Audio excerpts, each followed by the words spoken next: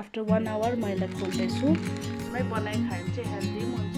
बनाउनु भयो भने चाहिँ कमेन्ट गरिदिनुहोस्, लाइक गरिदिनुहोस् अनि धेरै धेरै माया देखाइदिनुहोस्। हाई एभ्रिवान, आज चाहिँ म घरमै डोनट्स बनाउन आँटेको अनि त्यसको लागि चाहिँ म लाउँदैछु 2 बटुको मैदा है। र यसमा म अब 1 चम्ची इस्ट लाउँदैछु र म एड गर्दैछु स्मल टीस्पुनको 1 चम्ची सल्ट। अब चाहिँ म एड गर्दैछु 5 चम्ची चिनी है।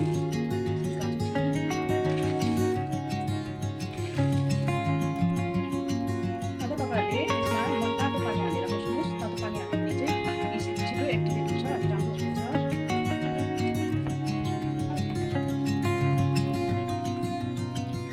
यसरी मजाले मिक्स गरिदिने।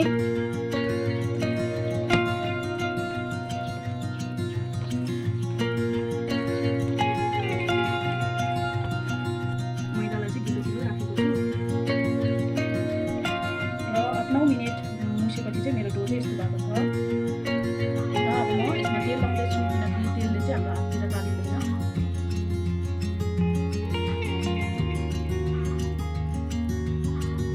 र हाम्रो डो चाहिँ यतिको भइसकेको छ। अब चाहिँ म यसलाई एउटा पारामा निकालेर राख्छु।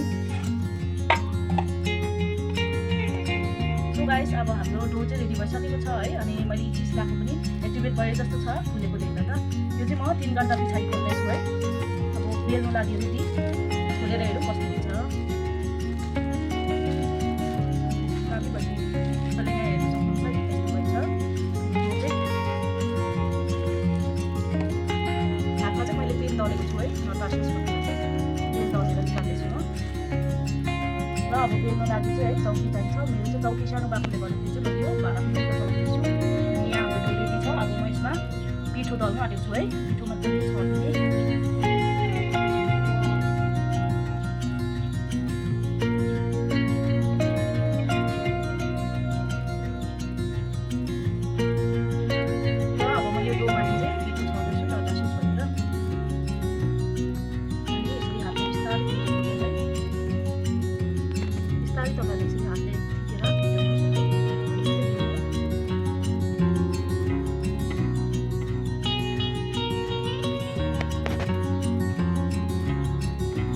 अब म यसलाई बेल्न थालेँ।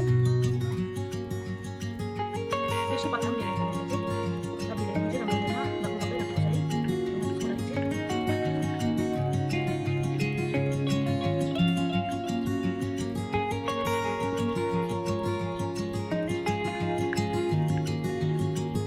अब यसलाई डोनट्सको शेपमा काट्नुको लागि चाहिँ मैले एउटा बटुको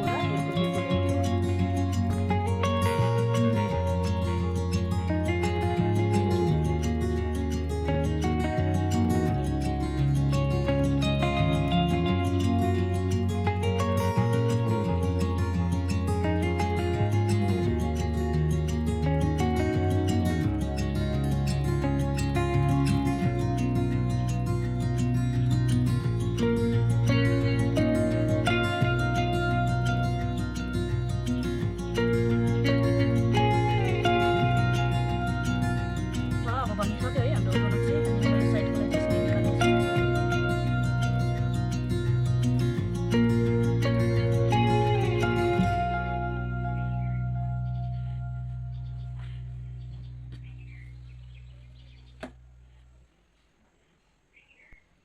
बीचको लागि निकाल्दिने।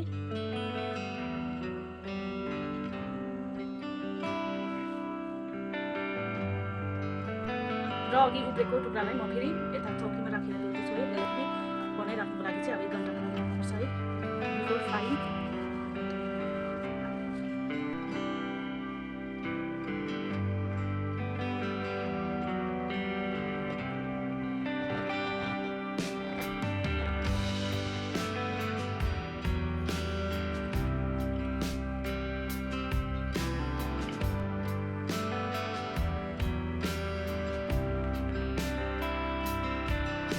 सो फाइनली गाइस, हाम्रो डोनट चाहिँ रेडी भइसकेको छ है। आफ्टर 1 आवर म यसलाई खोल्दैछु। अब फ्राई गरी हेरौँ कस्तो हुन्छ है। फुलेर मजाको भएछ हुनु चाहिँ।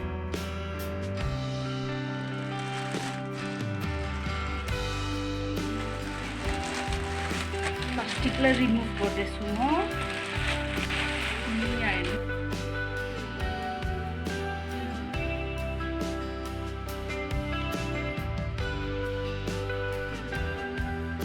अनि यता हाम्रो तेल पनि रेडी भइसकेको छ है, खरिसक्यो। अन्त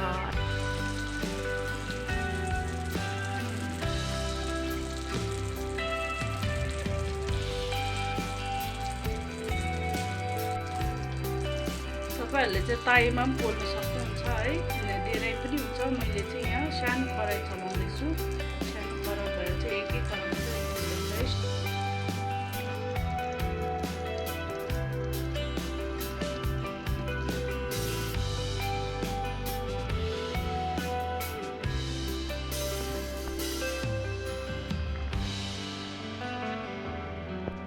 तपाईहरूले मैदा मुस्दाखेरि चाहिँ दुधहरू हालेर मुस्दा हुन्छ, तर मैले आज चाहिँ हाम्रो दुध ल्याएको थियो, फाटेको थियो र चाहिँ हालेन हो। अन्त यस्तो घरमै होममेड घरमै बनाइ खायो भने चाहिँ हेल्दी पनि हुन्छ है। सो फाइनली साथीहरू हाम्रो डोनट चाहिँ है होममेड डोनट रेडी भइसकेको छ र तपाईँहरूले यसरी नै घरमै बनाएर खानु पनि सक्नुहुन्छ है। बजारको चाहिँ अब त्यो प्रिजर्भ गर्नुको लागि चाहिँ है दबाई लगाएको हुन्छ, निकै दिन थाम्नुको लागि। हाम्रो चाहिँ यो एकै दिनमा बन्यो, एकै दिनमा खायो है। तपाईँहरूले पनि यसरी खाएर खानु सक्नुहुनेछ। कस्तो देख्दैछ साथीहरू? तपाईँहरूले मन पराउनु भयो भने चाहिँ कमेन्ट गरिदिनुहोस्, लाइक गरिदिनुहोस् अनि धेरै धेरै माया देखाइदिनुहोस् है। आजैसम्म सपोर्ट गरिदिनु भएकोमा धेरै धेरै धन्यवाद सबैजनालाई। अनि यसरी नै मेरो भिडियोसलाई हेरिदिनुहोस् अनि सपोर्ट गरिदिनुहोस्। Thank you for watching. आजको लागि यति नै, bye bye, see you in next video.